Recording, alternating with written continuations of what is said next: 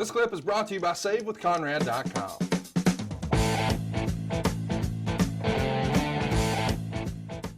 Well, Razor Ramon's about to shut it down too, but first he's got to put over Vader. Vader's going to pin Razor in 14 minutes and 49 seconds.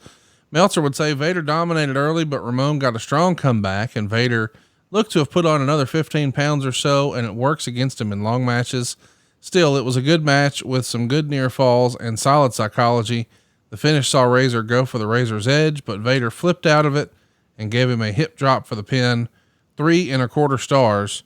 Believe it or not, these guys have known each other a long time. They were both in the AWA, like, 10, 11 years prior to this, with Vader known as his real name, Leon White, and Razor Ramon also going by Scott Hall. Why was Vader the right opponent to beat Razor Ramon here? Clearly he's going to do the favor for somebody. Let's just get Vader a big win over a big name. Is that the thinking? All the above. It was somebody that give Razor some credibility and be able to have Vader, did I say Razor? Give Vader credibility in beating someone like Razor. And it was the right opponent. Plus they had chemistry, and I thought they gelled well together. And you do go back from the time that, God, I think it was like when Leon first started in the business with Vern in the AWA when Scott was there. And he wasn't just Scott Hall. He was big Scott Hall. Yes, he was. Yeah, that was his gimmick. I'm big. And he is Scott Hall is another one. We talk about deceiving motherfuckers. Oh, he's Hulk Hogan size and nobody talks about it. Scott's huge. Yes. Scott's a big man. And it's very deceptive because, he's got this damn chiseled body.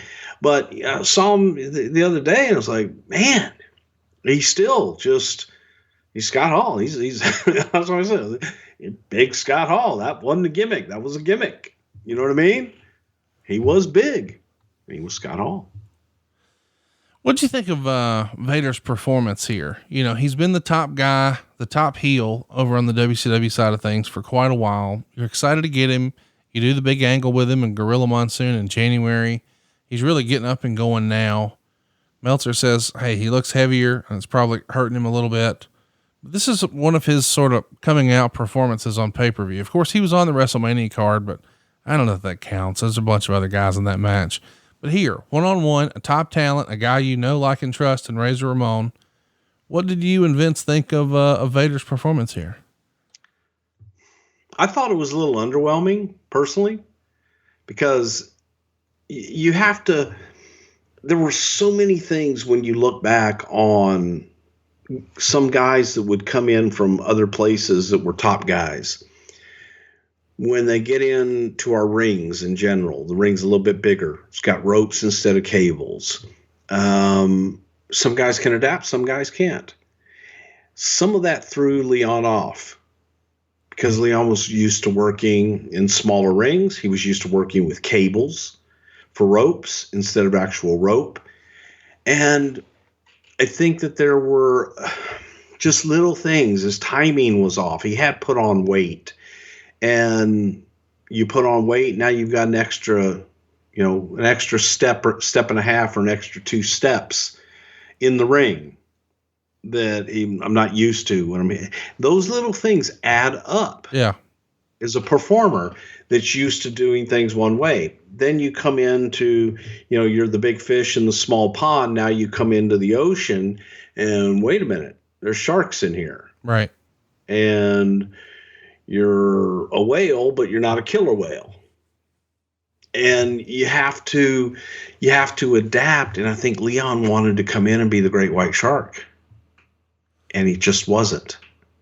Wade Keller would say Kurt Hennig's insurance policy with Lloyd's of London either recently expired or expire soon. There was apprehension about returning to the ring after the policy expired because it could cause problems with the insurance company if he, quote unquote, just happened to get better as soon as the policy stopped paying him for his injuries that prevented him from wrestling.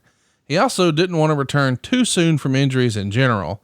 As of now, it appears, especially with the angle on Raw, that he'll be incorporated back into storyline soon, probably sooner than otherwise expected, because they want to fill the gap left by Diesel and Ramon come June. And Hennig is a major league name that keeps the WWF from looking small time after Ramon and Diesel leave.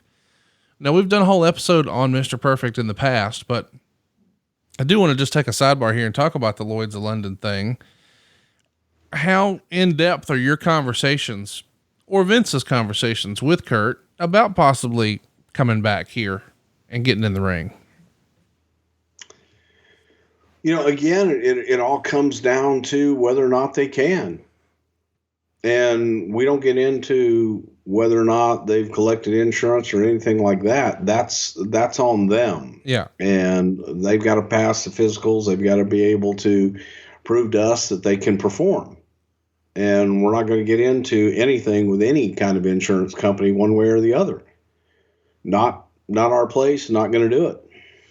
Hey, it's Conrad Thompson. Thanks for checking out the podcast here on YouTube. Be sure to hit the subscribe button and the notifications bell so you get a notice anytime we upload some new content. And go save yourself some money right now. If you're in a 30-year loan or you have credit card debt, it's not a matter of if I can save you money. It's a matter of how much. Find out right now for free at SaveWithConrad.com.